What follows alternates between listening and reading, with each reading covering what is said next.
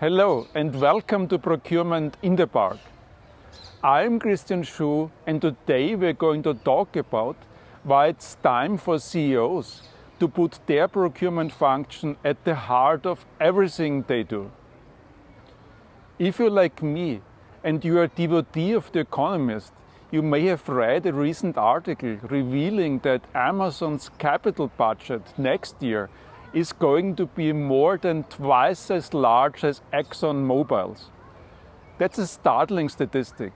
When Jeff Bezos founded Amazon in 1994, it was the poster child for agile asset-light companies. As an online bookstore, it took on Barnes & Noble, the classic bricks-and-mortar high street store, and won. Later, as an everything store, it took on Walmart and turned Bezos into the world's richest man.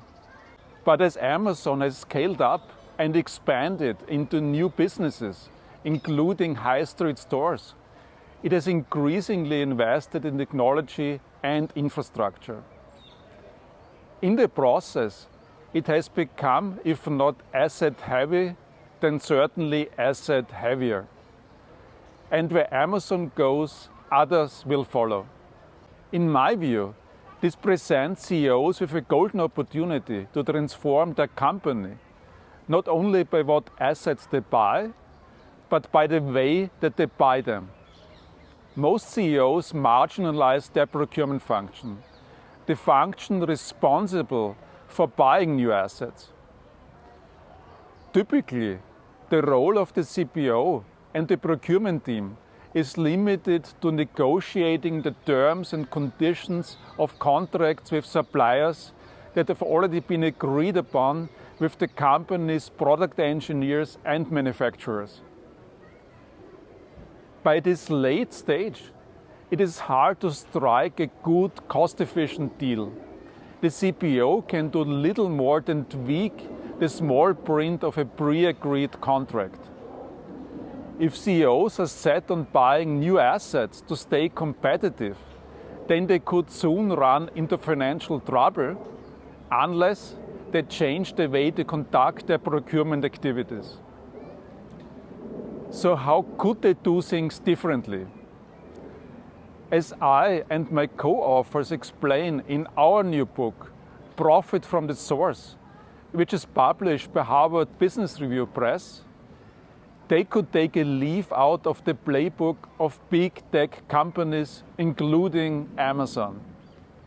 Typically, these companies get the CPO and the procurement team to shape the corporate strategy and not just support it, and to focus on generating profitable growth and not just cost savings. One way to do this is to give the CPO and the procurement team ownership of the product lifecycle.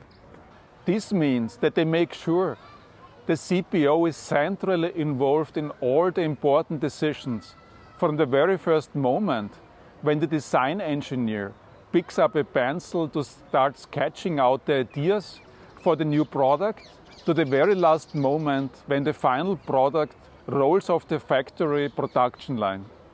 In my 28 years of experience advising companies, when the CPO and the procurement team participate in every critical stage of a product's evolution, they can significantly lower costs.